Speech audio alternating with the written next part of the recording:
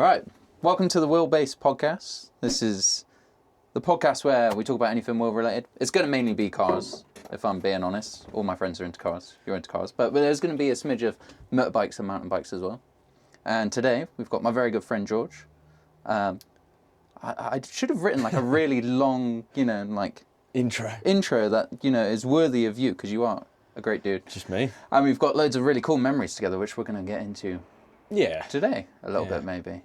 So how you doing, man? You alright? Yeah, I'm good. I was expecting like OBE and BNC and I've got no qualifications. Roll the scroll out like... Yeah. No, yeah, I'm all good. I'm excited to give this a try. I think we got lots of like memories between us, don't we? And stuff that we've achieved and yeah. Well, our entire friendship has kind of revolved around... Well, we met because we both did the same uni course. Yeah. Which was motorsport engineering. So we were obviously, afflicted. Yeah, it's got to be with the car gene. Yeah, there must be a passion in common there. So. Yeah. Yeah. We've been good friends ever since. So when I met you, you had your compact. I think I just bought it, or I was just about to buy it. Yeah. Because I had a small loan to buy my first proper car, because my first two cars were just write-offs basically. They were £100 each. Right. Proper turds. And then I got that compact. I don't know what possessed me to get an E36, but I thought they were cool. And this was back in the days where they were cheap for a pristine one. Yeah. And it was a Poo engine. It was the 4-cylinder single cam. But I loved that car. It looks so good. I remember seeing it in the university car park. Oh, it was so sick. Yeah, this is why I was thinking, no, I did already have it, because I remember I put Pro Sport coilovers on it and bought Harry's Style 5 BBSs. Yeah. And put tyres on them. And I was just thinking, I afforded that because my parents very kindly gave me some money for getting good grades at college. So I must have bought it before. Yeah, because it was cool by the time I'd met you. It was low and had cool wheels on it. I remember seeing it in the car. It was really donk before. It had like 17s from an E46, and they just, especially on a compact, which is like, short boot anyway. Yeah. Oh, it looked horrendous. It looked really awful. So I'm glad you saw it and it was cool. By the time it was cool, I remember I have like this really vivid memory of, it must have been Andy Westmancote, but it was like, we were at Coombe and we had to like introduce ourselves, which I hated because I didn't know anyone. I know where you're going. And you said one of your pastimes was oversteering. I was like, this guy's a fucking badass. 100 horsepower, open diff. I also had 100 horsepower and an open diff though, so I was like, this is my people. I found them. Yeah, no, I was just a bell end. I think back to so many like memories when I was 18, and obviously everyone's going to say the same thing once they get a few years older, like, I was such an idiot. Why did I think those things? Why did I, act that way? But when you're 18, you just think you're wicked, don't you? You do, yeah. You are a monkey. Yeah. You're such a monkey. Yeah. But it makes for some good memories. And the hindsight, when you get a bit older, helps. Yeah, of course. It's like that whole thing of, you want to teach your younger friends or younger people or followers or whatever, like, things not to do and to learn from your mistakes. But obviously... everyone, if they make different mistakes, then they'll tell people to learn from those mistakes. Like, there's always going to be, you're always going to be a tit when you're 18. Yeah, exactly. And basically, when I was coming of age, this is a little bit like off topic to cars and stuff, but one of the things that just made my life so much easier was just realizing that, like, everyone's a knob when they're younger. Yeah. Like, you're going to be a dick, you're going to make mistakes, just chalk it up to the game and move on. Yeah, and don't like hold grudges against people because of that as well. Yeah. Like, they're not the same. You can't assume that people are the same a few years later. You just got to clean slate it, I guess, don't you? Yeah, exactly. That first compact that you had, that started something with Beamers and you. Yeah, it did. And debt. Yeah, I did love that car. And to be fair, I think it's just because it's the E36 chassis. Even though it had no power and an open diff, it was really chuckable. Like, really chuckable.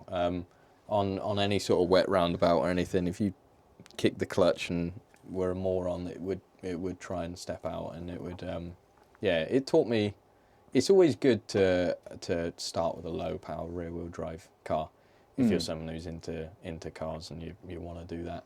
I don't really subscribe to financing a M140 and just having traction control and a million assists and then thinking that putting your right foot down as hard as you can makes you a sick driver. Yeah. It's a bit of it's a dangerous game to play, isn't it? Like, because especially once these cars are so powerful. Yeah. And they've got so many nannies that I think the boundary of the limit is so far away, but you're completely numb until you get to it. Yeah, yeah. And then when you get to it, it's like death. It's pure death. Yeah. So yeah.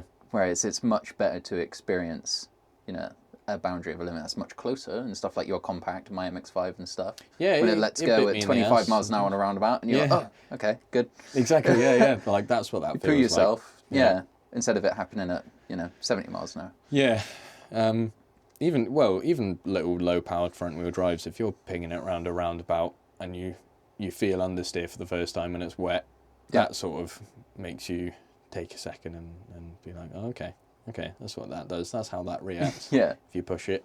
So yeah, I think driving dynamics are quite important when you're young. But there's not really that many options anymore, are there? If you're going to get like a cheap, that compact was £900. It was like 70,000 miles, which is pretty low really on the grand scheme of things. Oh, somebody be asking so much money for that same car now. Yeah, definitely. But what can you get like that these days? Yeah, I don't know. It's difficult. But I'm sorry for the guys. Like my first car was an MX-5, and I don't think you'd be able to do that very easily now. No, because mine was 900 quid as well. Yeah. 900 quid gang. Yeah. Well, my budget was £1,000. Yeah. So I think with my very first maintenance loan, because the university we went to was it wasn't like you don't live in dorms, do you? Yeah, but us and all of our friends, we all lived at home, didn't we? And we commuted to uni. It was essentially a workshop, really, wasn't it? Yeah. With the track there, which was nice. But first maintenance loan, which I had no business in having, didn't need one at all. I think most of us didn't. Just went on a car. I just bought a 5 Series, that E39. Possibly best car I've had. I love that E39. I was telling Beth the other day about how great that car was. Yeah. Oh, so comfortable. I was like such a passenger princess in that car. Yeah. We went so many places. I was just on the passenger side, me looking out the window. Super thick carpet everywhere. It was just such a great car. It really was. So comfortable. Ice cold AC as well. Yeah. How much did you pay for that car? £1,000. So it needed. Yeah, man. So I was just bored of the compact. I didn't have any reason to get rid of it. It was just low power, and I thought in my, young 19-year-old brain that the cool thing to do would be to buy a more powerful BMW. I didn't have the money. I didn't have the patience or time really, but I did it anyway. It was on Auto Trader, really nice spec, and it had a misfire, and I thought I can probably sort that really, like EML. With a misfire, and I went with Sean, who we went to uni with. He took me to where is it, Enfield, I want to say, like North London basically. Okay. To go see it, and realistically we were going to pick it up that day as well, and I bought it on the spot, drove it back, and I just remember on the motorway back, like I was on the phone to Sean whilst we were driving. Hands free, obviously. I mean, statute of limitations and all that. And he was just laughing and laughing because I kept doing these high rev sort of pulls past him, and it was dog shit slow. But every time he was like, "It sounds like a Supra," and just being young and experiencing your first big engine, your 6-cylinder engine, was pretty cool. We just thought it was the tits at the time, and that was before any modifications. Yeah. It was on lowering springs though. It was always low, that car. Yeah, I say before modification. It definitely was on lowering springs. Yeah. With collapsed shocks. Extra low. Yeah. So it had some nice had the deep dish style 32s. Which are quite sought after. Yeah. I think now. But probably. Yeah, so bargain, bit of an easy fix. It was the M54, so it was really good to cut my teeth on that as well. Because I think that car's where I started getting really nerdy about Beamers. Yeah. That's where it really like took off for me, because I realised, you know, unkillable straight sixes that sound good and you can get for cheap. Yeah. And I did about 4 rocker cover gaskets on that, because it always pissed permanently leaked, didn't it? Yeah, onto the manifold. I think I've got some videos somewhere. We pull up to Coombe and we all park up, and there's just smoke pouring up on it. I'm like, yeah, no, it's the same thing again. But yeah, I had that car a couple of times, didn't I? Over a few years, in fact, as well. Yeah, bought it back. That's how you know it's good. Yeah, I bought it back from that guy that I sold it to in Bridgewater for like 500 quid.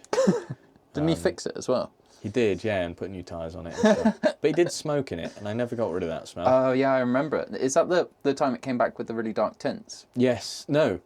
Was that the second time? No, that was the second time. That was the guy I swapped. Oh, for God's sake. I swapped a McGann track car. Oh, the blue one, yeah, I remember that thing. Yeah, it's just the dodgiest car, it really is. The door handles were like self-tapped into the panels of the door. Yeah, and instead of having like a this sort of material round the door handle, it was just like packaging foam. It was literally packaging. Oh, it was such a dog shit car, and I swapped him for that. He did the ABS pump and tinted all the windows, and then was like, yeah, you can have it for 600 quid. So I bought it back. So another guy that did some repairs, and then you bought it back off them. Yeah, stonks. Probably for less money than you sold it to them for. Well, it was swapped, so it was of course. just a value thing, really. But yeah, I mean, I sold them again for a couple hundred quid more. So I guess it was good. But yeah, lovely car. Learnt a lot on it, definitely. We did quite a lot, to be fair. You did a lot of miles in it, so it felt like you had it a long time, but I think it's just because we were hanging out loads at the time. Yeah, I did do a lot of miles in it, though. Yeah, back in those days I was driving a lot. Any excuse, really. Yeah. And it felt rapid at the time, 170 horsepower, 1,600 kilos.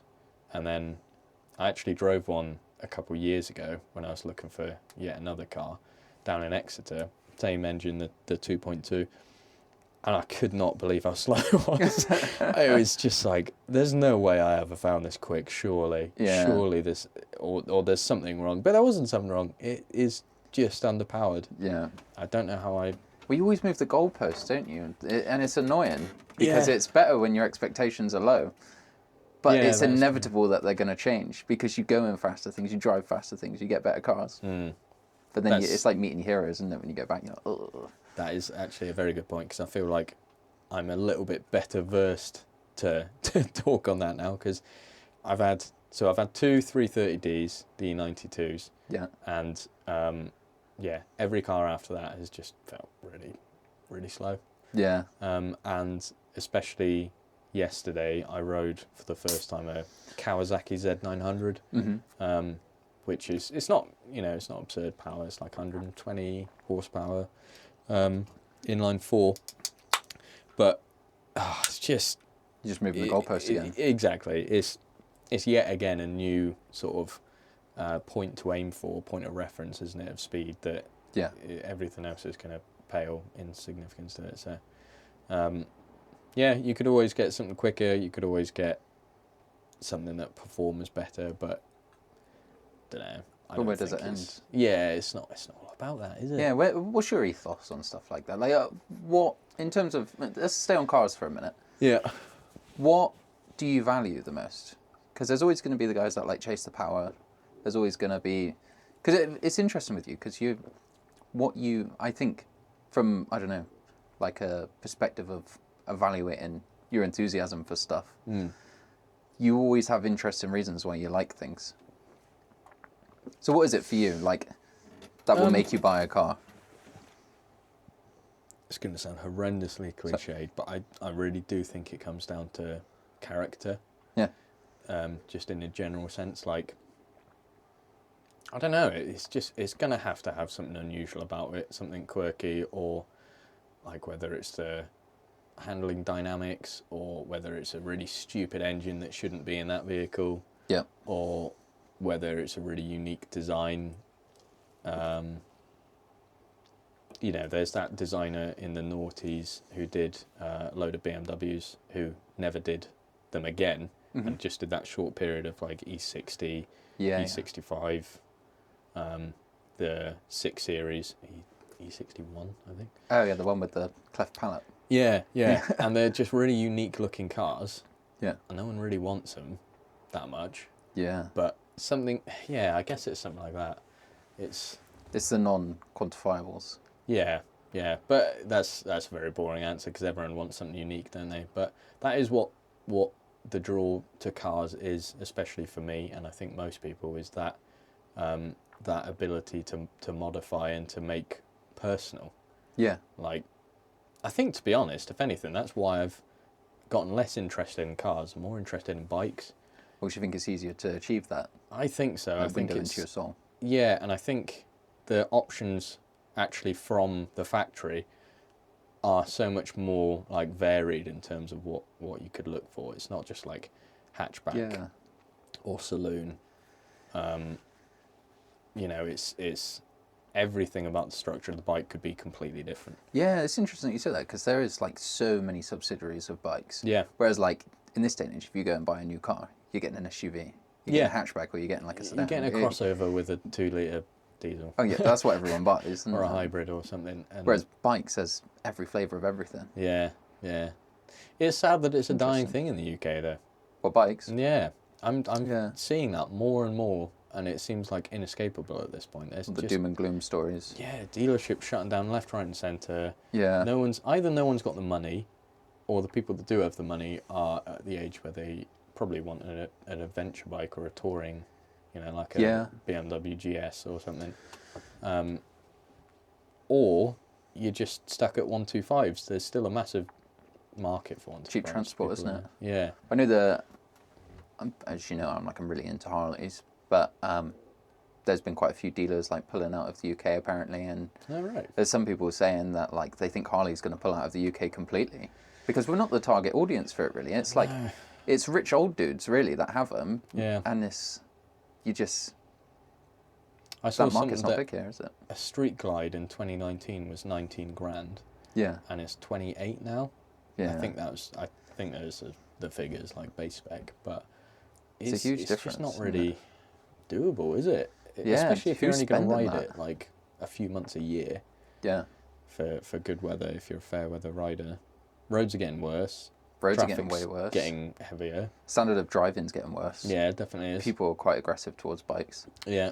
I remember, like, even the difference between when I started riding bikes when I was 17 and now, drivers are much more, like, offensive when it comes to bikes. Yeah, definitely. I think it comes from frustration. I think everyone's mad, aren't they? Yeah. There's more cars, everyone's more frustrated. It's just... Yeah. But yeah, knock-on effect of that is that riding in, like, inner cities and stuff kind of sucks. Yeah, every time I go east and get on the M4 and head towards M25... There's always just so much drama. There's always like insane amounts of car crashes or traffic, or it's just a headache. I don't know how people commute around London. I really don't. Yeah. Especially around like M25 area. It's sad that the fun's being taken out of driving. Yeah. I saw a video the other day of like a really early POV in the 80s. Someone had a camera in their windscreen, and they were just driving around Derby. Yeah. That's all it was. It was just someone driving around the streets. But there's no cars. They're through the centre, and there's like 1 or 2 cars parked on the side, and 1 or 2 every couple of minutes driving past them. There's just no one about. Yeah. That sounds blissful. Back when cars were like, you know, you wouldn't have a couple of cars between a family. You'd have 1 car, and that was their pride and joy. You know, you'd be out cleaning it every weekend, and yeah, it's like a luxury that you had a car. It wasn't expected. Yeah, and now it's like if you get to 17, you don't have a 10 grand hatchback.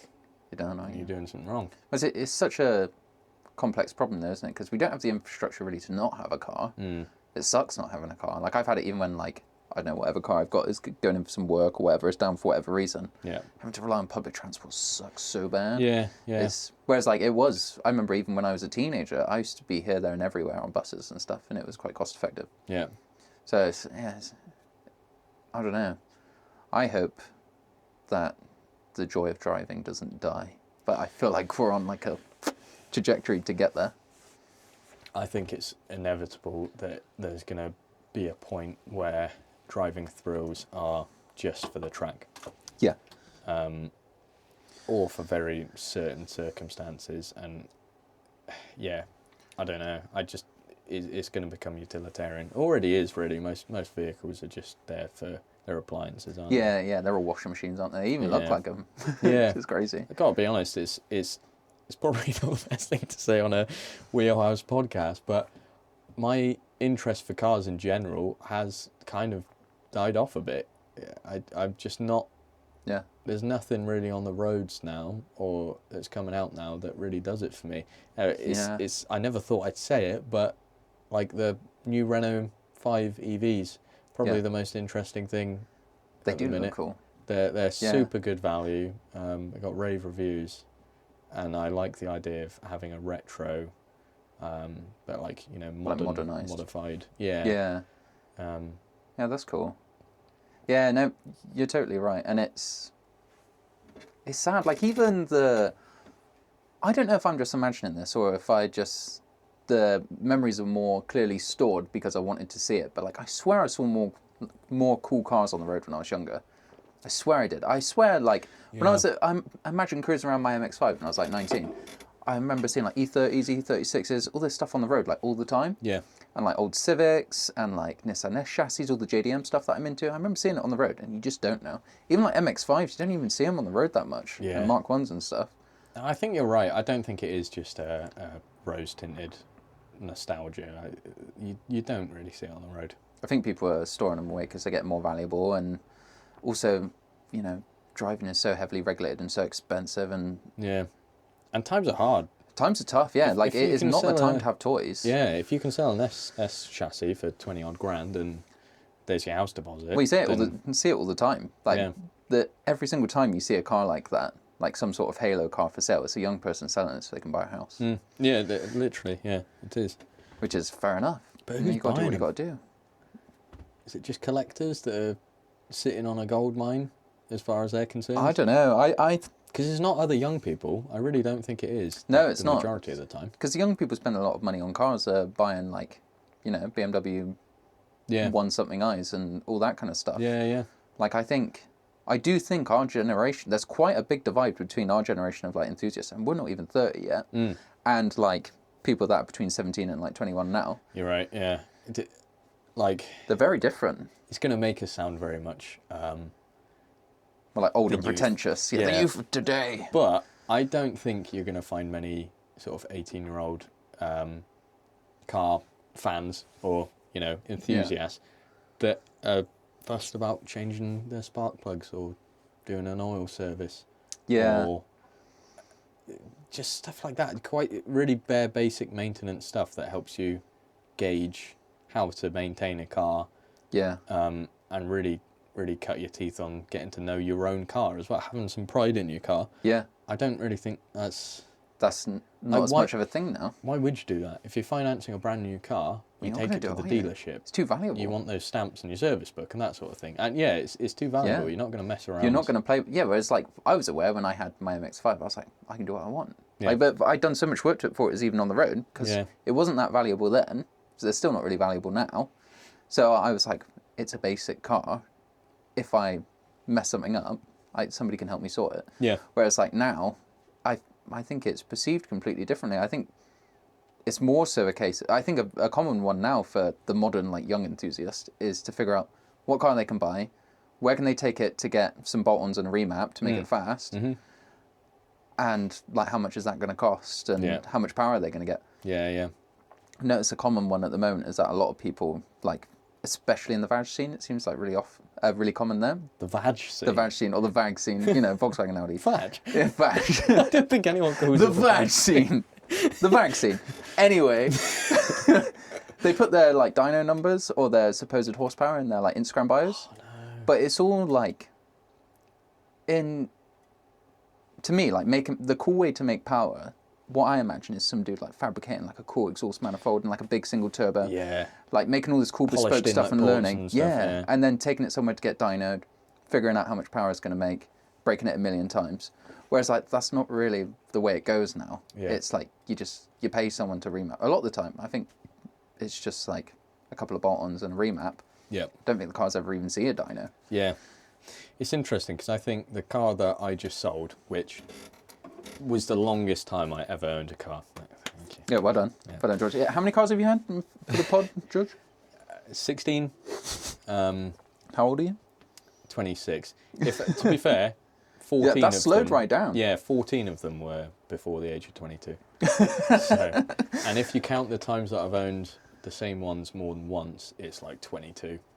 Oh yeah, I didn't even think of that. But, yeah, sorry. the car that I just had that I genuinely really loved, the E92 330D in the exact spec I wanted. Yeah, it was pretty long in the tooth, but it's genuinely a really nice car. That felt like it was on the precipice of, sort of being an old enough BMW that enthusiasts would actually be interested in buying and working on, but also being new enough with that big torquey diesel M57 that you could just buy it and slap a remap on it and be like sorted. Yeah. You know, it's yeah. I found selling it as well. You had a good difference in interest from buyers, and you could sort of. Sounds really judgmental, actually. Yeah, I don't know what they. Well, you could gauge what the clientele or the target market for that particular used car is like. Could, yeah. Yeah, we all know what that means. I don't. You care to elaborate? No, I know what you mean, but you can't be mad at the whole like just buy and remap scene, can you? Because it's just it's cheap so performance. lucrative. Yeah. Like I went out in this guy that works around here. He's a really cool young lad. There's quite a distinct difference between our generations, which is interesting. But he's got a 230i or 235i. Yeah. And I think that's had like a downpipe and a remap. Yeah. It's so fast. Really? Can't believe how fast it is. Yeah. I think it's got to be almost like Have mid you 300s. been out in it? Yeah. Or, oh, right. It's rapid. Yeah. It's so fast. And like, for me to try and make like my MX-5 and my old like JDM shitbox that fast, it's going to cost so much money. Yeah. And it's going to be so much work. But it's like... But it's a different kind of fast. Yeah. But it's like what you say. It's not a tangible difference. It's just throw a couple £100 into the general ECU. Into the ether. Yeah, into the ether, and then bam, more power. Yeah. Instead of like, wow, listen to that sound, listen to that like advanced ignition or whatever, that like visceral change that's made that increase in power, which is why I love bikes. yeah.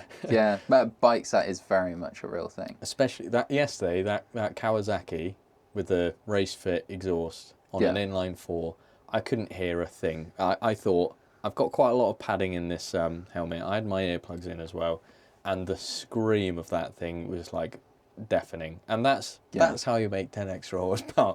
Yeah. Feeling those, and also to me, I can see why cars like that end up with 1 million horsepower. Yeah. It's because to me, when I like desire speed or want something to be fast, I want it to be really violent. Right. So like, for instance, say like a 300 horsepower or even like a 250 horsepower MX-5, like a turbo one. I've been out in a Mark II that's like 300 horsepower. They feel brutal, They're like don't they? violently fast. Yeah. And it's like a modern like 235i or whatever with a remap's probably faster, but they don't feel as fast. Yeah. And it doesn't take as much to drive them. And it's very true with bikes. Like fast bikes feel violently fast. Yeah. Because it's such a visceral experience. Yeah. So at that point, like what's more important, like the speed or the sensation of speed? Yeah. Which is why you can have so much fun on a bike at any CC at any speed. Yeah. Like 125s can be plenty of fun. I think I have, you know, we were saying about moving the goalpost. I have ruined it for myself a little bit. I don't think I could go back to a 125. Yeah. But at the same They're time, so underpowered in comparison to bigger bikes. But in fairness, at the same time, I can still very much see the appeal. It's still the same character. It's still that like freedom of movement and and expression as well in your bike. Yeah. But yeah, I think there is a certain limit in terms of power and agility. Yeah, I almost see them in like two different brackets, like small bikes and big bikes. Yeah. It's completely different. Yeah, it's almost not worth comparing, is it? Yeah, because you just they're two kettles of fish. They're in different planets in terms of power, aren't they? Yeah, but yeah. Oh, a quick change of subject slightly. Speaking of the 125 thing, on Sunday, to anyone who's interested, our video is going to be released of the road trip that we did in the summer on 125s. Did 500 miles in 3 days? Well, 2.2 days. Yeah. Because it was like a Friday afternoon and then 2 days. Yes. A bit of like a rhetoric between us while we were doing that trip was like, this is totally doable. No one does a big trip on a 125. What's your perspective on that now that you've got a bigger bike? You know what? It's still not changed that much because I know what you're saying, and I had the same reactions from so a lot of work colleagues ride and have been doing so for years, and you know you get the standard piss take when I had that 125. Yeah. And when I said I was doing that trip, they thought I was mad, and you know, oh, why would you do that? That's not going to be. There's a lot of sort of looking down on smaller bikes. Yeah, it's like naysaying, isn't it? Yeah, it's kind of it's a goofy thing to do in a lot of people's eyes. But it just wasn't that bad. It wasn't that bad. The only times it was bad was when we were on dual carriageways and stuff. Yeah, I'd say so. But even then, it's manageable. It was fine. I think people generally feel like 125s don't have enough power to get out of their own way, but in the same sense, you just become normal traffic. Yeah, you just ride more defensively because of it, don't you? Yeah, it means, you don't have the option to be able to just quickly nip around this guy and carry on to open space, but it means you have to behave in the same way that kind of everyone else does. Yeah. Yeah, of course. In a sense. And I don't think we had many problems on that trip. The only time we got really stuck up in traffic was we had come down the other side of the Black Mountains, in Brecon, and we got stuck in a couple thousand cyclists. Oh, that was we got insane. stuck in I wish I had that race. on video. Oh, did you not? No, I don't have it, but that sucked. Huge amount of cyclists. And then for the next however many miles, good 50 miles or so, we were stuck either between cyclists or between cyclists and cars, and the drivers were getting impatient. They were trying to get around them. That was hell. That was really dangerous. Really stressful. Yeah, it was stressful because, there was cars behind us doing dodgy overtakes. Cars in front of us doing dodgy overtakes. We couldn't get past. Yeah, and I think in that situation, would we have been better with bigger bikes? And I think obviously, yes, like you'd be able horsepower. to avoid the big obstacles of cars. But really, I don't think it would be that much easier. No, because it's such a huge obstruction. Yeah. And also, it might have forced a more dangerous scenario. Because I remember the feeling of how dangerous that was because people kept...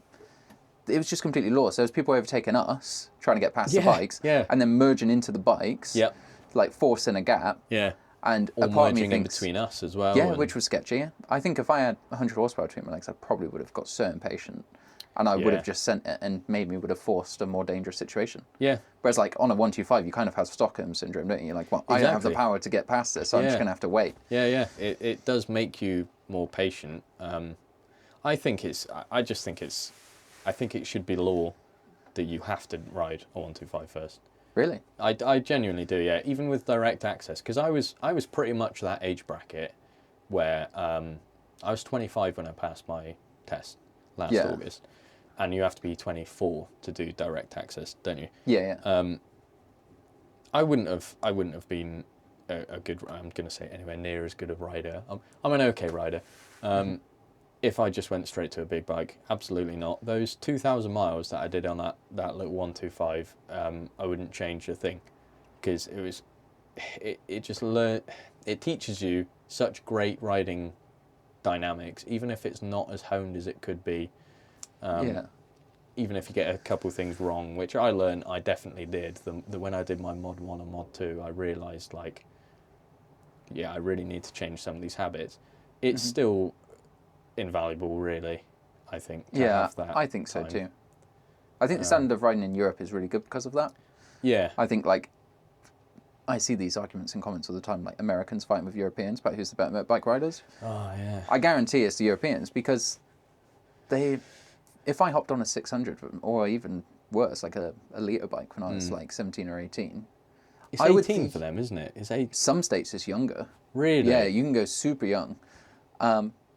I would think I was a god if I had 200 horsepower at 18. Yeah. But you're not. But I thought I was a god when I was 17 and I had a bike. The way I rode when I was 17, I wouldn't dream of riding now. So some of the shit we did was so stupid. Yeah. It's just that monkey brain level stuff. It is, and it's not just a case of inexperience and being a bit young and goofy. It's like you're not fully developed. Your brain is not. You're not fully developed to make those decisions, especially like split second, high speed decisions. Sometimes, if you're being a bit of a dickhead, you're just gonna be. You're not as risk adverse. You're not, and you feel it's a trope that you have like an invincibility complex when you're younger. And I don't think you realise until you've got the hindsight of being a little bit older, like mid-20s, closer to 30. But that is such a thing. Yeah. Like I just was never scared. I would just try and drag my knee all the time. And I wouldn't do it now. I wouldn't like really assess road conditions. I was just like, no, I know what I'm doing. Send it. Yeah. And then, crazy.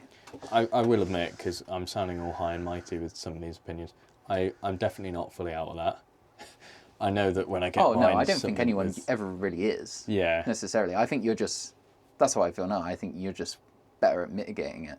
Yeah, probably. Because bikes they encourage you. They do. Yeah. It's so easy just to twist that a little bit more. Yeah. Just get those revs a little bit high. If you rode like super conservatively, then like bikes aren't as fun, are they? Like there needs to be some pushing of the limits. It's just like when, where, and how. Well, that's kind of an interesting point, because we were saying about having low powered rear wheel drive cars and finding your limits. Where do you find your limits with a bike?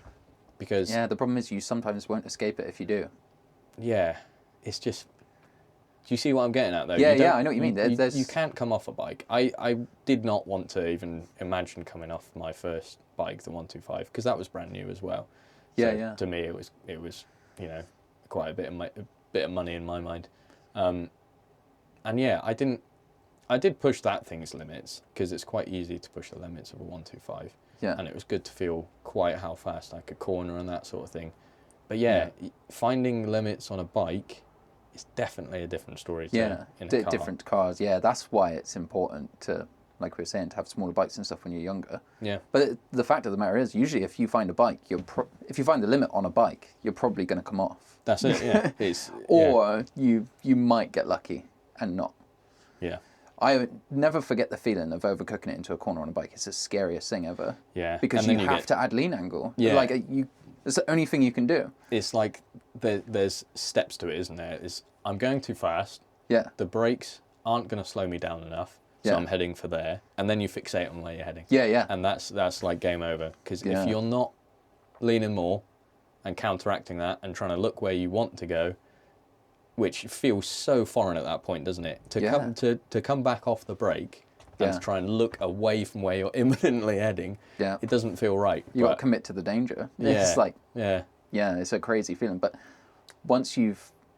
if you make it through those situations unscathed a few times, I think you're probably on track to develop some good skills. Yeah, because that's a huge learning curve at that point. Yeah. So yeah, I see what you mean, because I did have those situations. In those situations, sometimes you do have the runoff, don't you? So like you've got enough space in your lane to save yourself. But I think making those mistakes on a 125 and then not repeating them on a bigger bike is kind of essential. Yeah. That's always what I think of with bigger bikes, because I get caught out, especially when I was younger, got caught out all the time. Yeah, like approaching corners too fast. Yeah. I realised if I was on a bigger bike, I'd be going even faster. So it's also stuff they don't teach you at the end of the day. Like you're there to pass your Mod 1, your Mod 2, and obviously it's meant to teach you better riding techniques. And it does, definitely. And with a good instructor, because most places, certainly in the UK, you will pay for your riding preparation. You'll do riding with them, won't you, for like a day, riding around. They'll be talking you through all sorts of techniques and stuff. It's not just bang, there's your test sort of thing. But there's still so much and it sounds obvious to say, but there's so much more to learn once you've passed your test. Yeah, it's like you pass your test and you teach yourself how to do it after. Exactly, yeah. Someone walks your hand, holds your hand through it, and then you're free, and it's like there's way too much excitement at that point. Yeah. But you've got to learn so much by yourself. You really do. Because it's not... Yeah. Yeah. That's why CBTs are good. Yeah. You just do CBT and then you're like, right, you get home, pick up the keys to the bike, figure it out. Yeah. I need a Pierce, dude, real bad. Yeah. Right, we're back after a minor pee break. Oh, dudes. So what? We were at uni. I think we sort of just started hanging out quite organically, didn't we? I think. yeah. I kind of just was friends with you all of a sudden. I don't ever really remember it. There wasn't really much like progression to it. It's like, oh, we're friends now. Yeah. See you on Saturday. Can you come and help me fix my car? Yeah. It was kind of a bit like that. But yeah, we were all sort of that age where it was all exciting, and to have other people that were interested in the same thing felt like a community of sorts, didn't it? It did, yeah. But I thought it was really crazy to me because I was the outsider. So to give a little bit of context, we did motorsport engineering, but most of the people on that course had done the college course prior. So everyone kind of already knew each other, whereas like I kind of felt like an outcast in my life. Yeah. Because I didn't really have any car friends. So I obviously was led to the course because of that, because I like cars and all that kind of stuff and working on stuff. And I met all you guys and I was like, holy moly. We're like all the same. We've all got the same brand of autism. Here we go. Yeah, straight up, yeah. It was mind-blowing to me. I was like, this is crazy. That's a huge thing to jump into, really. And quite brave, to be fair, because I, obviously, a couple of years before, I went straight from GCSEs into it. So it was a bit more of a because you had a thing. similar thing for me, didn't you? Because there was like a level 2 course, wasn't there? Like Noah did, that you didn't do. Yeah. Yeah, so it was quite daunting. I remember all you guys were quite cliquey. Like everyone already knew each other. Yeah, it was quite cliquey. And then one day Ben asked me if I wanted to go to lunch in his Clio, and you were in his car, and we just got chatting, and we were mates ever since. Yeah. It's cool. It's funny how things happen so easily when you've all got a common goal. It's the same with school when you think you're going to be friends with people for forever and ever because you're just around each other. But it was more intense than school, wasn't it? Because you've got this focus and this drive all in common. You've all got a common interest. Yeah, and you're all such similar people. Yeah, so I think we got about 6 months into uni, and I think it was just so far detached for me from what reality should be in terms of savings, in terms of general. I just didn't really have a plan for the future. I was sort of just enjoying having a laugh with the boys. To be honest, going to uni was, for me, it was probably a mistake, and it was something that I was doing because all my other mates who I respected and who had the same interest as me were doing it.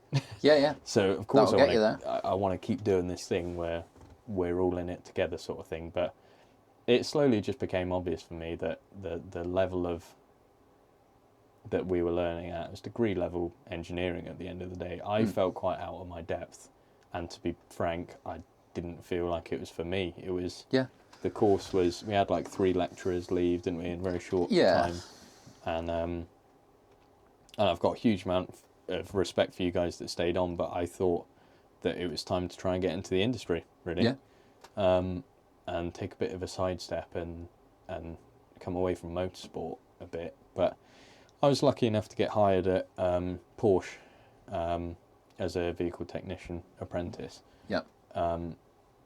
And it's funny when I think back on it, because that was 6 years ago. Mm-hmm. But at the time, a lot of apprentices were sort of 16, 17, and I was already 20 by then. And I had this level 3 in motorsport engineering, and I kind of thought that I knew it all.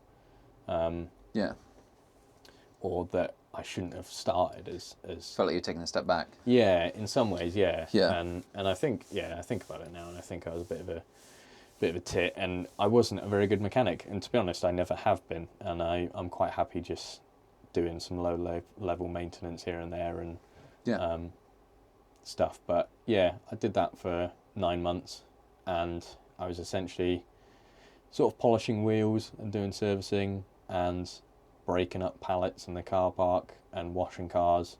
And I know a lot of people have very different experiences, so it's hard to compare, and I'm certainly not going to shit on other people's experiences, but for me, I just wasn't in a place where I wanted that. I wanted a bit more responsibility and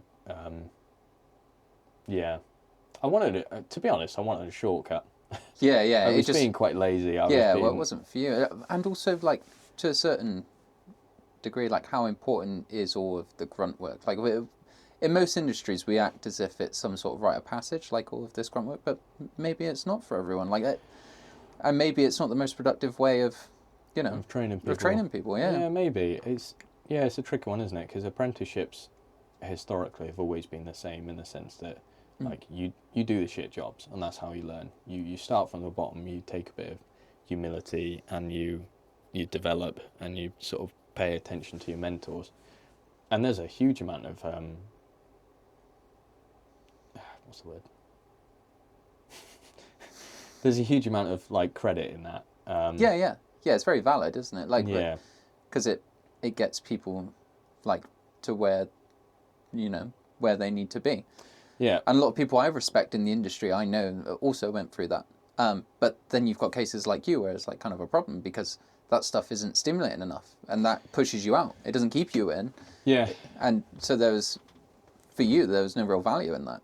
I just saw it all laid out in front of me quite clear, and to be frank, my mental health at that point was probably the lowest it's been. It was I just didn't feel any value in myself or my skills because I knew I was shit at what I wasn't a very good mechanic, and I had dropped out of uni, and I definitely had no savings, and I had no real... I just felt like I was a bit dead end, and especially when I left there as well, so I handed in my notice, because I just knew it wasn't for me, but I didn't really know what I was going to do. And a friend of mine very kindly hired me as a delivery driver, and that kept me going for a while, and that was, it wasn't the most stimulating stuff in terms of the tasks I was doing, just packing the van and driving around, but it gave me some time to actually work hard, work long hours. Yeah. And it was, at the time, it was quite good pay. It was pay that I'd not really seen before, because the pay as an apprentice in the first year was absolutely shocking. It is diabolical, isn't it? It's like, it shouldn't be legal, really. But yeah, that was one of the big reasons why I left, really. But and that taught me a lot, and sort of a lot of ways I've been from quite like a sheltered country background, and had always, my parents had helped me out here and there with whatever, cars and stuff, and they kind of let me get away with too much in some ways, and I didn't really learn any of those hard lessons until I made the mistakes myself. That's the most valid way of learning the lesson, isn't it? Exactly, yeah. And I had that feeling that I was a bit of a fuck up, and I was pretty sure that my friends saw me in that way as well, and that I was kind of a bit worthless. So when changing to that job and really being able to cut my teeth on it and work hard at it, and I did feel like after a couple of years on and off working as a delivery driver over COVID and stuff, I felt like I knew my shit, even though it was real basic level stuff. I knew all the products, I knew all the routes and that sort of thing, and I felt like I could help new people who were coming into the business, and I realised how much value there is in that, to be a bit of a... Certainly wasn't an expert. If George is watching, he'll say I'm a moron. But I felt like, I had some versed in value. what you were doing. Yeah. It's important to feel good at your job, and especially like, as you were saying, like the difficulties that you had with Porsche and stuff in your mental health. Like learning the value of hard work and feeling the value of being good at something. Yes. Like that's so important, isn't it? It's huge. Because you just feel useless otherwise. Yeah, and it would be wrong to subscribe that specifically to a job role, because it's important to find self-worth in all sorts of things. Yeah, of course. Hobbies and friendships and relationships and family, but it's natural that you're going to find self-worth and value in something that you do every day, something that you train in, and something that you work hard at. You can take pride in it. Yeah, you can take real pride in your work, and that's why I think I was so lucky. Segue. When I left that job at the end of COVID and wanted to push for something more and stimulate myself, and sort of move on as well, like move on from a relationship and that sort of thing. I got really lucky and started my job in the water industry. I got really lucky being hired into that, because it was the first job I applied for. I had no experience and everything, but that was the opposite in terms of I immediately had a huge amount of responsibility dumped on me. Yeah. Massive amount. And that was terrifying. and I had to do like MVQ work, and I was working lots of overtime in terms of being on call. But that was like, yeah, that was terrifying. But at the same time, that part of me that was starting to feel and develop like I was getting a bit more, yeah, I can do this sort of thing. Yeah. Like I do have some self-worth. I do have some value and some intelligence in there somewhere. And also that diagnostic side that I think I've always had. When I was younger, I wanted to be a doctor and stuff. I had my interest in cars, but that's what I thought I'd do for a career. Mm-hmm.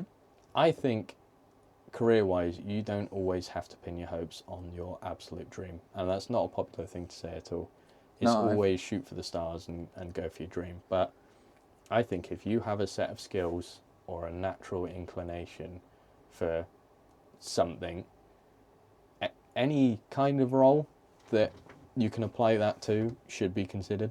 Yeah, I think you're totally right. Because you're a living example of like, you were always into cars. You love cars. Porsche was really the pinnacle of that. Yeah, I thought that would be it, really. I thought that would be. And then you got there, and then it wasn't for you. Mm.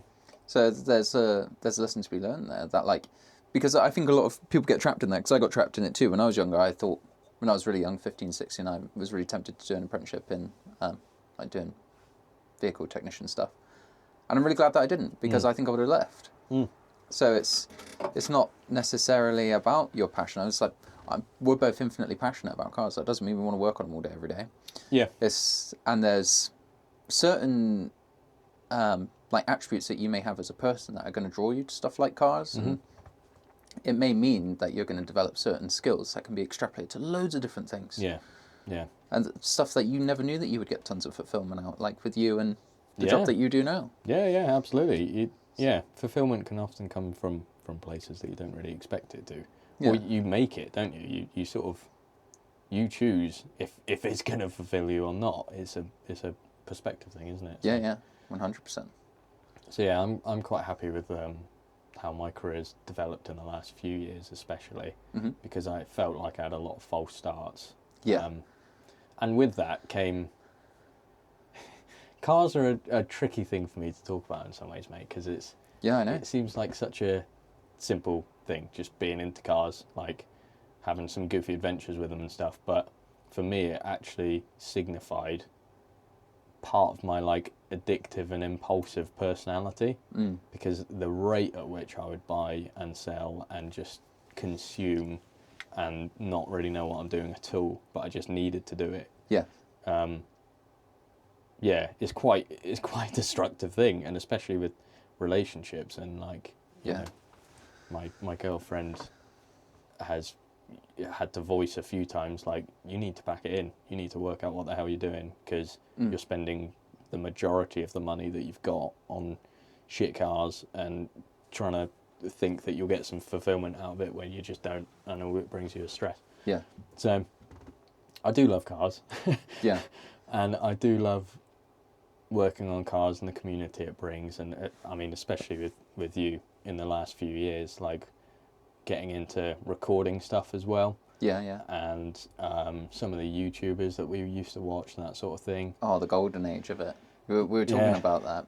On the little break that we had, but yeah, I just want to just quickly not summarize, but touch base with what you were saying, because it's interesting when you're this like passionate about something. It's inevitable that there's going to be some heartbreak involved. Like I had the same thing. I had some really horrible lessons taught to me at the hand of like being into cars. It's just, I don't know. It's why I started this channel, because I think all of it and the people involved are so interesting, and it's all just so meta to me. Because I remember the week that I started uni, I smashed up my MX-5. Yes, you did, and it came in on some nasty steelies. Yeah, and like that almost like killed me off. That knocked me off of like my level mental health for ages. Yeah. It was like such a massive blow. Yeah. And yeah, in terms of personal development alongside being into cars, it's been really interesting. And obviously the stories that you've got to share and that you just did, super interesting. I think it is probably quite important for like some of the younger people to hear those lessons. Because it's not as innocent as just liking cars generally. Like if there's loads of financial implications for people. Like we've all done it. Yeah. If you're into cars, you've probably made some questionable decisions along the way financially. Yeah. And with that, puts stress on relationships and all that kind of thing. Yeah, I mean, I could have been saving 4-5 years ago, and I'd be in such a better place than I am now, and I'm on the back foot because of it, or I feel like I am. It's easy to compare and feel like you're financially on the back foot compared to everyone around you, but I definitely am compared to what I could have been saving, because it's been such a recent thing for me, even like in this job where I do feel a lot more comfortable and my skills have developed and that sort of thing. Doesn't mean that hasn't been going on outside. I was at a point where I had the Z3 and the 7 Series E38 at the same time. Yeah. And I'd taken out a loan for the E38. I hadn't made my way clear of that at all. It just takes time, doesn't it? It sort of clicks one day that your priorities are shifting. Yeah. And you need value, to reevaluate. Yeah. Stuff a bit. Yeah, either a bit more financial freedom or being able to go on that holiday with your girlfriend or whatever it may be. When you're younger, you don't see how short-sighted it is, do you? Yeah. Like, I'm glad, because I think I dodged a few bullets, because there were some decisions I nearly made which were pretty crazy, which I didn't. I got lucky, I guess, but I see it with younger guys now and stuff. Like, I see 20-year-olds that have probably taken out, like, 20 grand plus loans to buy cars and stuff. And I don't think they quite realise how long it's going to take to sort that out. Unless you're like, obviously everyone's financial decision is different, but when you're really young, it's really hard to have foresight with these things. And it could have easily been me. To be honest, I kind of wish it was me. I was like this close to taking a loan out to buy an RX-7, and I wish I did. But that's like the one instance where I would have come off better.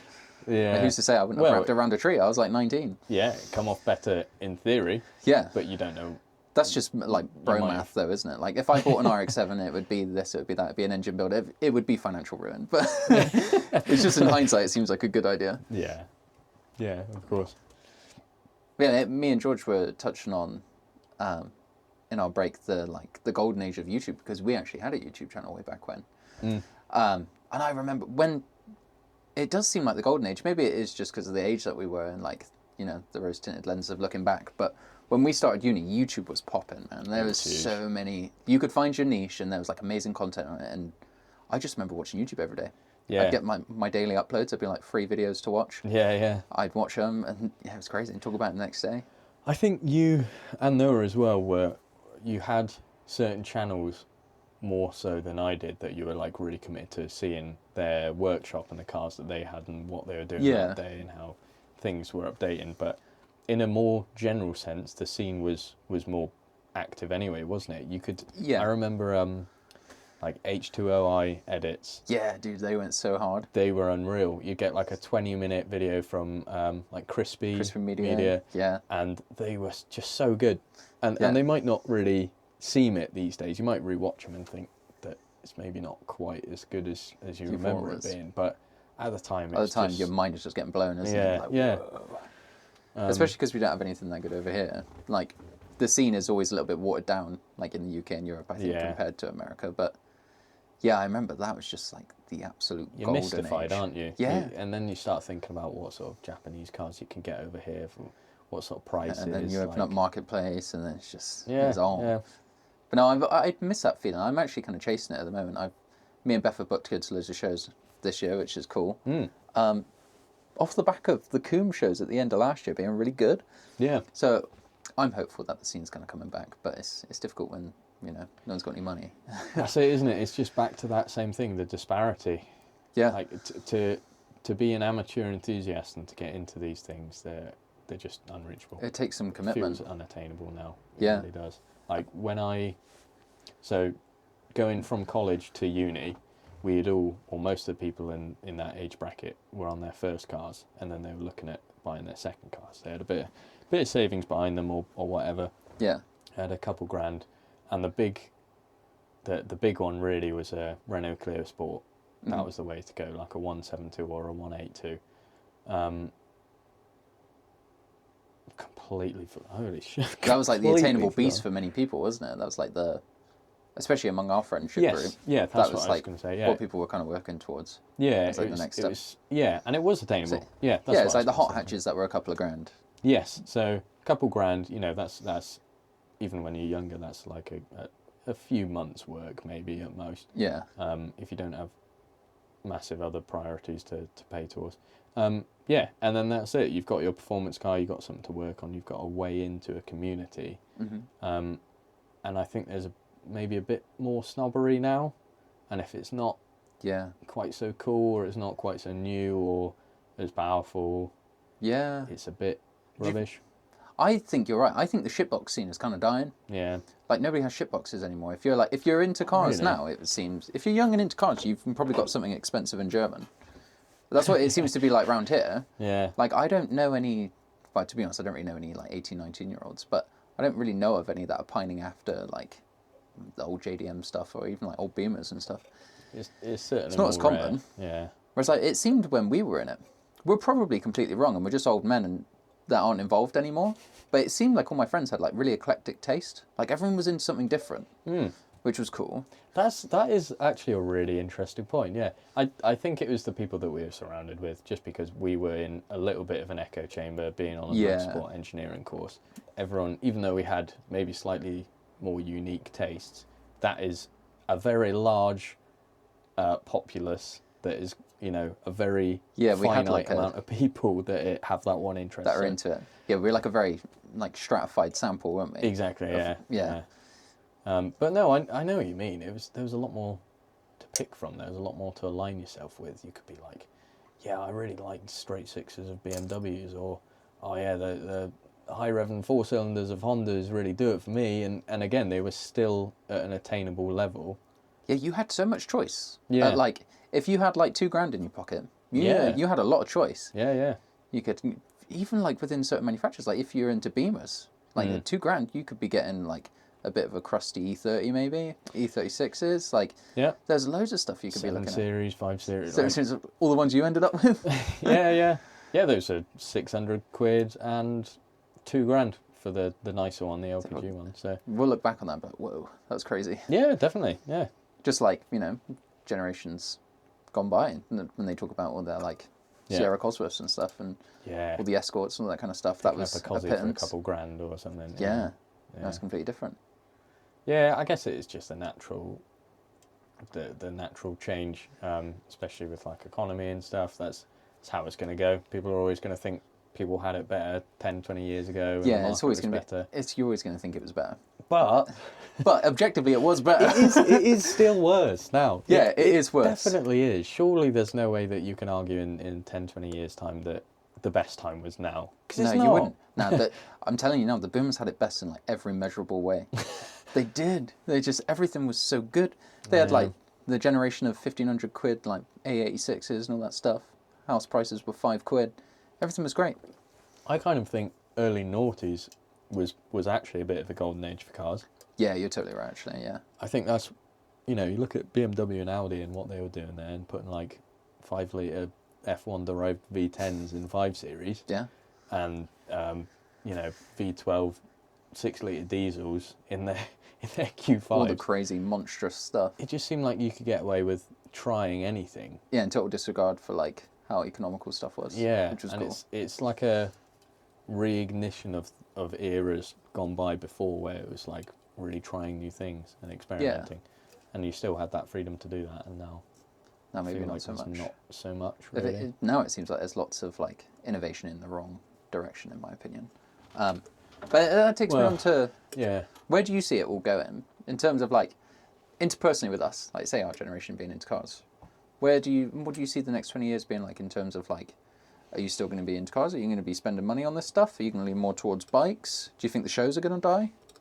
What do you think is going to happen? That's a really tricky one. It's a bit too big a question, I suppose. But what do you see your life as an enthusiast in sort of, call it 10 years? So one thing we've not talked about at all is I have a massive love for military vehicles. Yeah. And I think that's just going to be the shift of my focus. Yeah, I can see that. Because I don't think that's going to change much, and I think the technology that's being pushed is still going to be interesting at that point. Whereas with cars, we're going to get to a point where it's like hydrogen fuel cells and more efficient electric motors and batteries and all that, I'm sure. And I'm just going to have less and less interest in it. It's just going to be boring. I think so. I really think so. The classic cars are going to become more exciting, I reckon, because they're going to be even more unattainable, and they're going to become more of like a mythical thing. Yeah. But I don't know. I don't know if it's something I've thought about all that much, but... No, neither have I, to be honest. I don't know how they're going to be marketed. What's going to be interesting about them? Is it going to be like these archaic petrol systems? Is it going to be... Yeah. I don't know what's really going to be what's going to be the next big thing, because there's so much talk about having the analog experience. Yeah, you know, that's what people are always... You find it with like all trends, really. Yeah. People are trying to hark back to more so the analog stuff instead of the digital stuff. Yeah. I notice anyway. I don't know if you can prove that with fact, but like it just seems that way. Like people that are into photography, they want old film cameras, and people that are into cars want old stuff. And yeah, no, you're absolutely right. But where does that go? If it is a bit of a trend, then what happens when that trend dies? Do we go back to innovating, or is it? Yeah. What becomes cool? Yeah. It'd be interesting to see what happens. We are definitely living through some pivotal historical stuff. I think, to be even more depressing, I think car shows in 10, 20 years might not even be much of a thing at all. I think it might have died off. I think we're going to be at a point where using a vehicle is a huge, huge privilege. Yeah. I think we'll go back to how it was 40 years ago when one family had one car and it was this amazing, beautiful thing, and they looked after it. Yeah, yeah. And the common folk weren't... It was unobtainable for them. Yeah, I don't think we can treat them as consumables anymore. Yeah. Like myself buying my first car for £100 and, just running it cheap as anything. Fuel was cheap, parts were cheap. Mm-hmm. I don't think that's going to happen. I think you're going to get more and more difficult. It's going to become more and more difficult to actually get your first car. Yeah, well, we see that now. With like insurance prices, the costs of learning how to drive, all of that, I think it's more difficult now. Yeah, but even like materials for the vehicles. Yeah. It'd be interesting to see where we end up with it.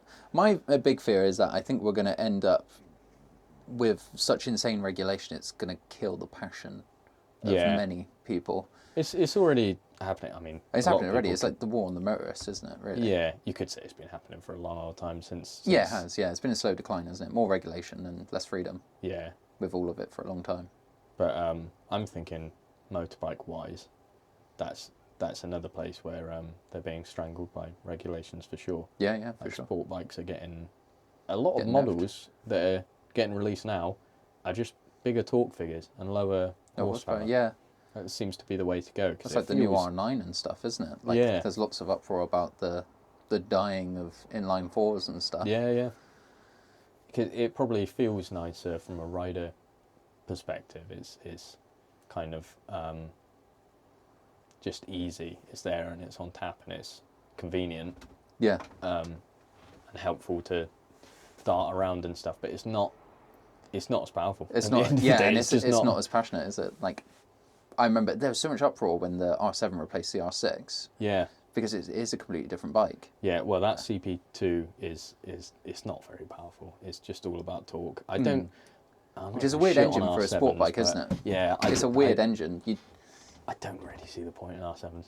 Yeah. I don't think I would ever be interested in one, having the CP2 in my bike. Yeah, so you see that interesting step back in the industry. Because if I wanted a bike like that, I'd buy an R6. The R7 wouldn't even register as an option. R6s are still like a holy grail bike for so many people. Yeah, yeah. R6s have got so much love. Yeah. Right. Bit of a different tangent here. Yeah, hit me.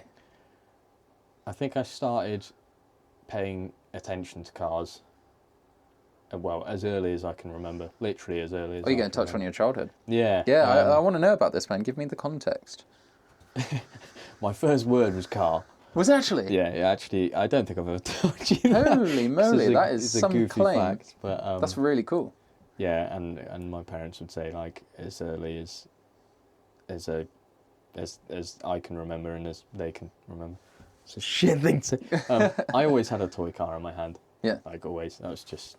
And to be honest, I think it was a bit of an autistic fixation. It's that early childhood thing of, like, diggers, planes, tanks, boats, cars, anything that, like, moved and had an engine was amazing. But the real standout memories for me were my dad's bright yellow Ford Transit that, speaking to him now, I didn't realise, but he had taken it to Ford and I think he had advanced the ignition. It was a non-turbo, but it had this really lumpy idle that sounded really like... That's cool. Just quite unusual. And I could sort of, like, I can hear it now because I used to know when he was back from work because I'd hear him coming down the drive and I'd, like, jump around at the top of the stairs, excited to see the big yellow van. Mm-hmm. And yeah, we used to, like, go on holiday and stuff. And a car like that becomes part of the family, especially when it's got a bit of character. Like I was sort of saying earlier, I don't really think you'd get that from like a 2016 VW T6 or whatever it is. Yeah. I don't think you'd get that same. There's not the visceralness of it. Yeah, it's just a nice, comfy car, isn't it? It does the job, but it's not really part of the family. No, especially with your dad being similar to you in many ways. Like, he loves stuff like that, doesn't he? Yeah, yeah. Yeah, and it was horrible. It vibrated, your teeth apart. It sounded ridiculous.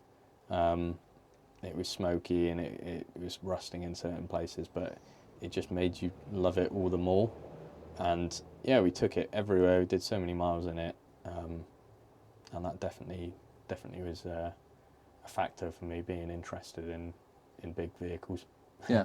I was never really interested in, like, race cars or motorsport or anything. Yeah, you transitioned to that, didn't you? For you, it was like military, like agricultural style, cool, like massive engines, really visceral. If anything, I've gone back to that. Yeah, you strayed from it with, cars and stuff, and now you're slowly making your way back to your roots. Yeah. It's probably why I like having that M57 in the 3 Series so much. Yeah. It's just that big thumping diesel. It sounds like a well-tuned sewing machine or something. Yeah. But then the next big one was my parents had a dark green Land Rover Discovery 1, like the 200 TDI. Nice. And again, that's another diesel that, like, the idle of it, I could just hear. It sounded like an old tractor, but yeah, it's just so much character in those that sort of era of cars, like the late 90s. And that would, like, leak on you from the sunroof and just wouldn't start some days because it didn't feel like it. And it was dog shit slow. But I've just got the best memories in that, like, listening to cassette tapes and stuff. And yeah, it's your childhood, you're always going to romanticize certain, like, things that were a highlight of your memories and stuff. Yeah. Oh God, I'm really. Well, when you're younger, your feelings are so much bigger. Everything means more. Like, I see it with Rue now, and it reminds me of what it was like to be that age. That's a really interesting. Everything means more. It does, doesn't it? It does. Yeah, everything's bigger. Yeah. Like with Rufus, for example, all of his feelings are bigger. Like they're massive. They're, like, overwhelming, and I see it with him, and I just remember, the little things. Like, in the video I just made with Mark, I was talking about how there was, like, this push bike that we made cardboard bodywork for, so it resembled a motorbike. And I remember being obsessed. I was so obsessed. Yeah. I was so bound by it, and it was just... You have, like, some of the purest passion when you're a kid, and if you're lucky, it carries you for a little bit further in life. Yeah. That just reminded me of a similar sort of thing. I had a little plastic tractor, really crappy, like, second-hand from a friend of a friend, and I had a little tractor with a little trailer and a little plastic sheep. Nice. And I took that tractor and trailer and sheep around all the time, every evening after school, every weekend, whenever I could.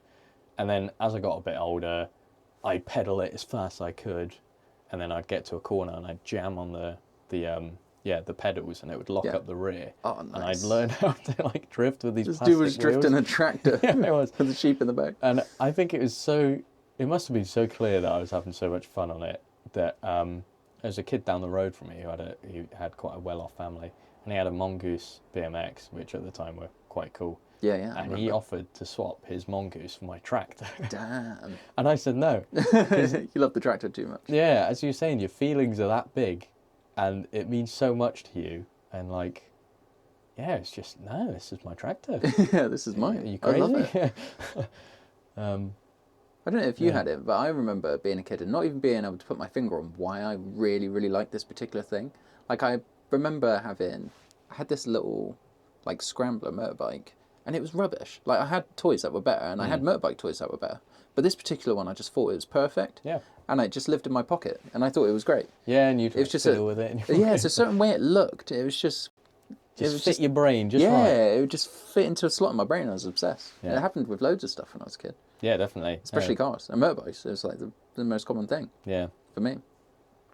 I think motorbikes for you were a bit more of like a solid part of your growing up, whereas for me it's kind of like a dirty word. Yeah, yeah. Yeah, very overprotective family and that sort of thing. So I'd always, I don't know, I'd only really started thinking about motorbikes when I was about 18, and then I realised year on year that it was this interest that was growing and not going away. I couldn't ignore it for all that much longer. And then when I got to about 22, I did my CBT and got my 125. Yeah. And then it's just grown from there. And I cannot believe this year in particular. So I passed my full bike license 8 months ago. Got my XSR 700, rode it for a few months, then put it away in December. Which is quite late in the year as well to put it in storage.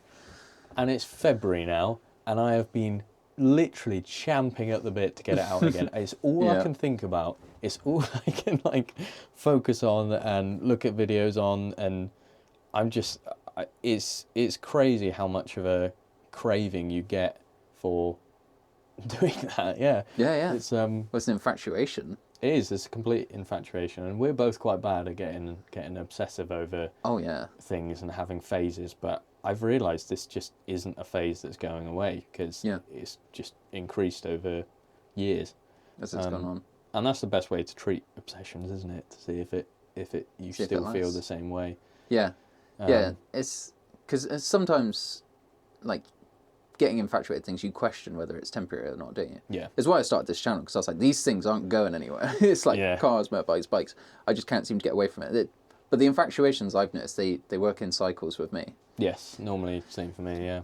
But they're always permanent. It's just what's coming next. Yeah. And then it's just I'm Which back. of the 3 or 4 hobbies? They're always going. There'll be an insane, like, unburning See, I'll have desire that, for it, and then but then I'll have the very occasional. Do you remember when I got really into Beyblade for about 2 weeks? yeah, I remember that. I've been guilty of that, getting randomly like hyper focused on stuff. But I remember when you were super into Beyblades, you would text me like, "Dude, are you gonna buy one? Yeah, Because I don't want to do this on my own." You can get one, because man, I got the stadium right here. Oh, we righted the wrong of doing a road trip on motorbikes together, but we are yet to right the wrong of Beyblades. There's not much of a wrong to right. You text me like 2 days later. You're like, "I've like basically figured out which one's the best ones. Like, there's no point doing it anymore." Unfortunately, that is very much so the case. It's just like I'm not going to get into Beyblades for fuck's sake. There are very much so like 2 that are just way, way better built than all the rest, and people on forums and stuff are like, don't even bother. If you don't have this one, just don't even bother. Don't even pick up the hobby. It's not worth it. Yeah, so that was that one out the window. But well, at least that was a conclusion of it for you. yeah, there's other interests. There's always others. But yeah, I do think for us, I think it'll be a lifelong thing for cars, bikes. For you, more so pedal bikes as well. I know that's... Yeah, pedal bikes are huge for me. Mountain bikes mainly, I just can't get away from it. That's been a constant. They've all been constants, but push bikes is a big one, because you're allowed to have them when you're younger. I don't really know why it never did it for me. I can't put my finger on it. Like, I had bikes growing up. You know, I had a BMX. We used to BMX around, didn't we? Like, yeah, they were good times. For some people, it just doesn't tickle them. Yeah, I don't know. Don't know what it is. Maybe I never pushed it hard enough. Maybe I've never got that like adrenaline rush of flying downhill on a nice setup. Yeah, maybe. Maybe I need to take you out mountain biking and see if you like it.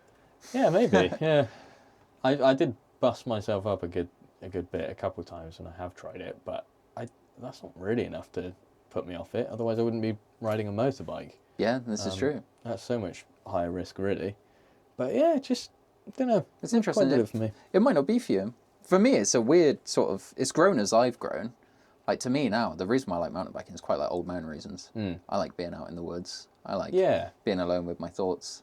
Mountain bikes are just a cool way to do it. And the tech is like super, super fun. Yeah, yeah. I think part of it's the maintenance. Yeah, it's an expensive hobby, for sure. Well, more in terms of being like fastidious. Yeah, you have to look after them, which is annoying. I'm quite lazy and like having to do a full clean down of kind of everything after every ride. I'm just not interested. Yeah. Yeah, I don't... See, I like doing that, so it's like... Yeah. So it perpetuates the thing.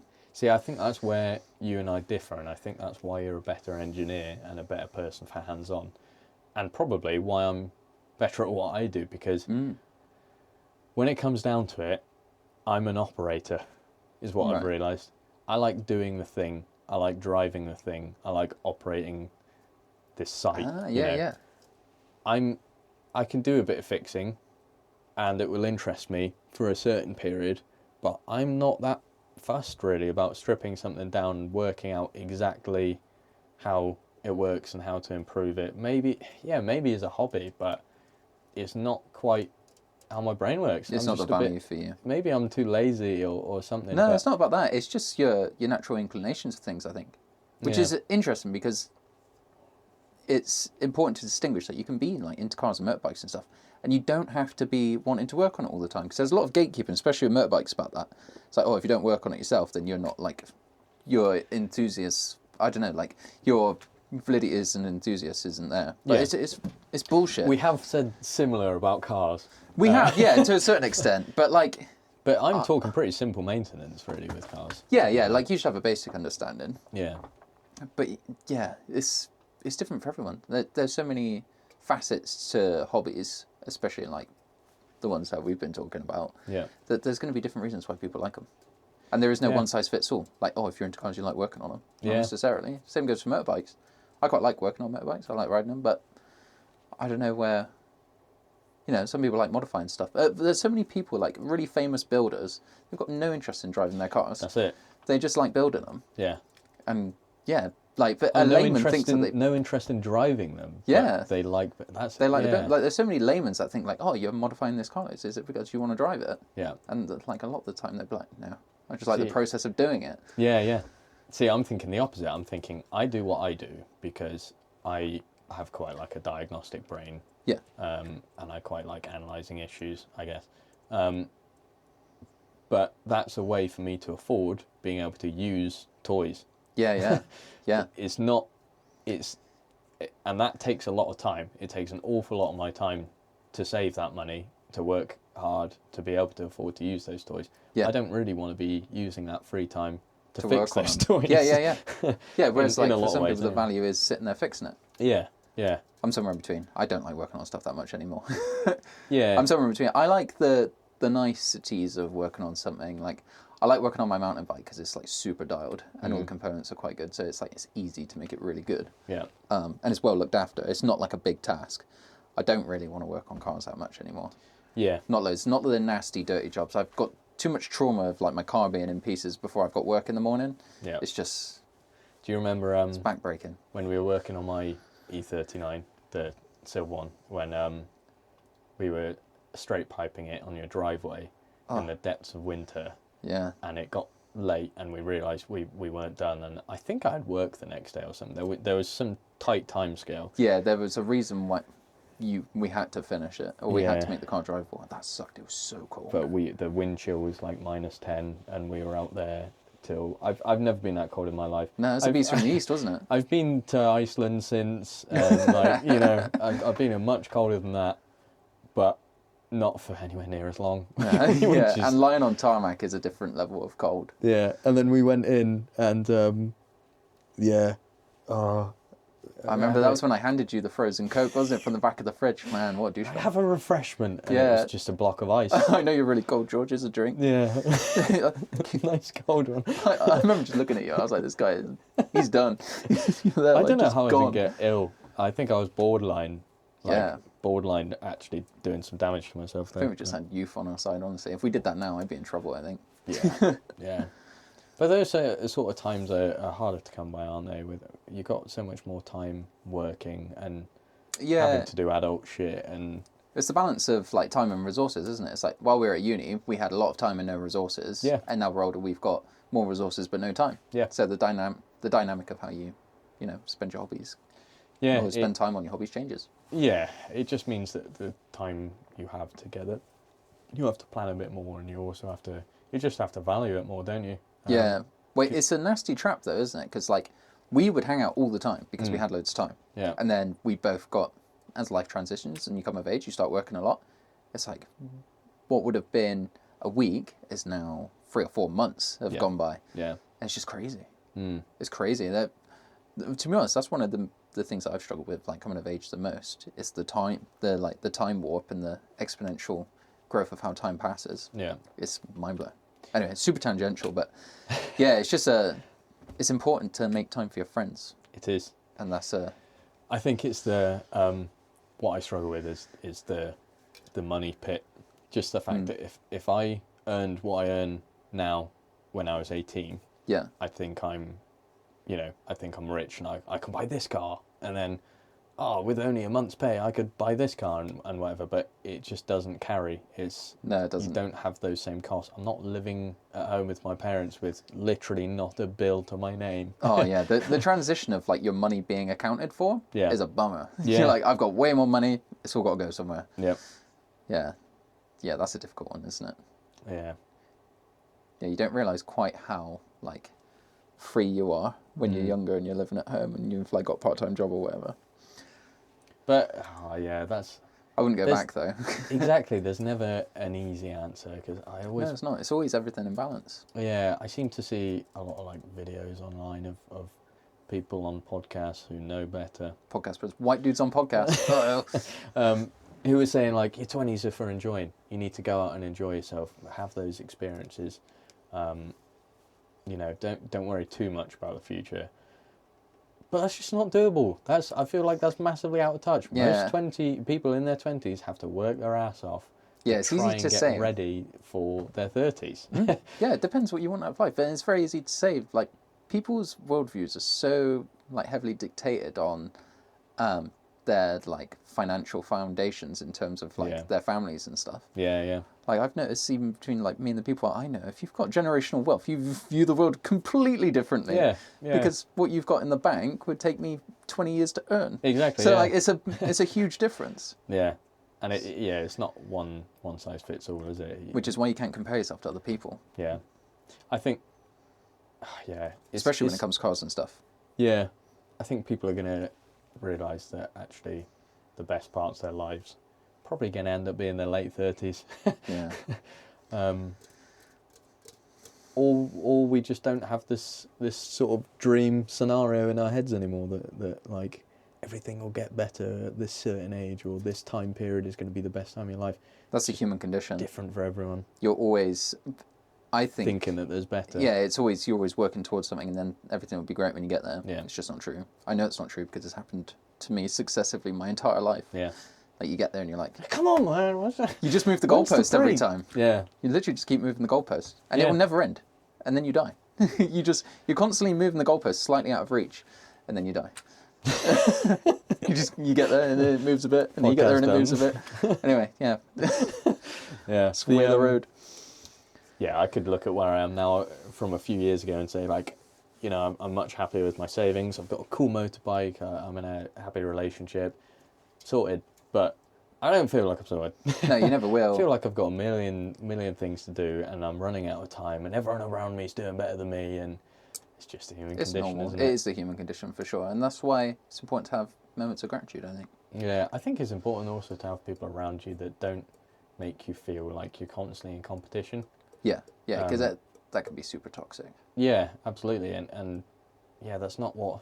Maybe your workplace is for being in competition, potentially, but the people around you need to be people who you feel support you and want the best for you. Yeah, and just think you're cool. Yeah, or, whether that's agreeing with your thoughts Like we have a lot of similar opinions, Yeah. or whether it's actually calling you out and saying And challenging each other. Yeah. Because that's real to me. Like, if your friendship is a pissing contest, it's not friendship. Yeah. It's just two people that don't really get on that happen to be spending time with each other. Yeah. Like, yeah. if you actually have somebody's best interests at heart, then you don't mind telling them what's what every now and then. And you would appreciate, I know I do, I appreciate those relationships so much more. Mm. When somebody can just be objective and be like, that's whack. You don't want to be in an echo chamber. Anyway, we're getting super meta now. It's probably time to kind of wrap it up. Yeah. Thank you so much for coming on my first podcast, George. Absolutely. This has been wheel-based. It's been extremely tangential, but I knew it was going to be, which is, I wanted you on for so many reasons, and I think it's been so good to have I feel like there's still I think we could do this for cover. like 8 hours. It's been almost 2. Yeah, and everyone will switch off after about 10 minutes. Yeah, it's fine, but we can watch it back and have a great time. Yeah. Now we'll wrap it up there. Everyone thank George for coming on the first super professional wheel-based podcast. Thank you very much. All 6 people that have watched this, thank you very much. I'll probably do a few more if I can convince any of my friends to come on. But yeah, thank you. I'll catch you guys in the next one.